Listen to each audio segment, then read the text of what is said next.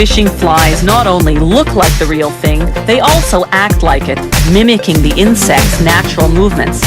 When a caddis pupa is ready to transform into an adult, it swims to the surface of the water, then deploys its wings. The shimmering yarn on this fake caddis will give the illusion of the air bubbles this voyage to the surface creates. To simulate the wings, the fly maker uses dubbing made of deer fur. He cuts off the long, coarse hairs known as guard hairs.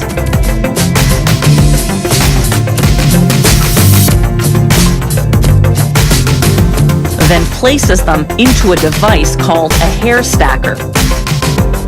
He shakes it, turns it to the side, then opens it up. All the hairs are now evenly aligned.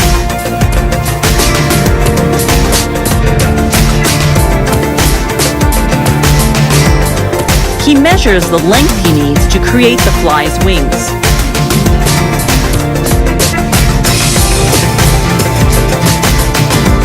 Then he attaches it, leaving a portion sticking out in the front to form the insect's head. Next, he uses a tool called a whip finisher to tie a sturdy knot made of several loops. This caddis fly imposter is now ready to trick some trout. There are thousands of styles of flies. You choose which to use according to what the fish are feeding on at the moment. Fly makers use many types of natural and synthetic dubbings to form and decorate their flies. Feathers, animal hairs, metals, and plastics, often dyed brilliant colors.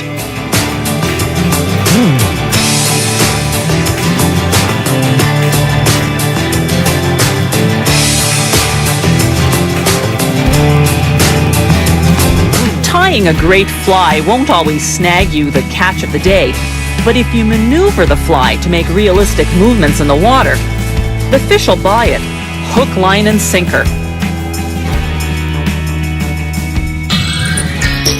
The whole idea is to trick the fish. The fly imitates an aquatic insect or tiny fish, something the fish you're trying to catch likes to eat. The fly maker starts by placing a hook in a vise. Using a tool called a bobbin holder, he winds a wax nylon thread carefully and tightly around the shank of the hook, then cuts off the excess. This fly will simulate a moth-like insect called a caddis, a primary food for trout. A caddis in the pupal stage of its life cycle, just before it transforms into an adult. The fly maker first attaches a special synthetic yarn to create the tail.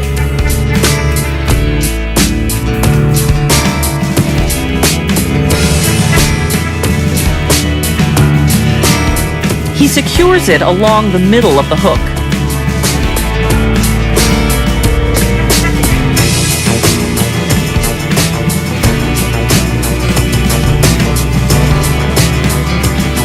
He then takes another synthetic material called dubbing to create the body.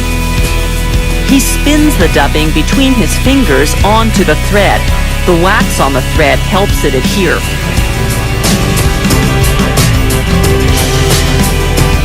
He winds the dubbing over the base of yarn to form the body.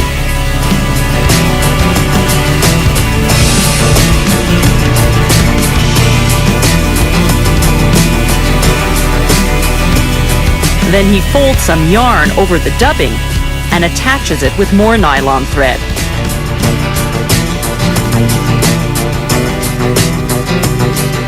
Then he cuts off the excess.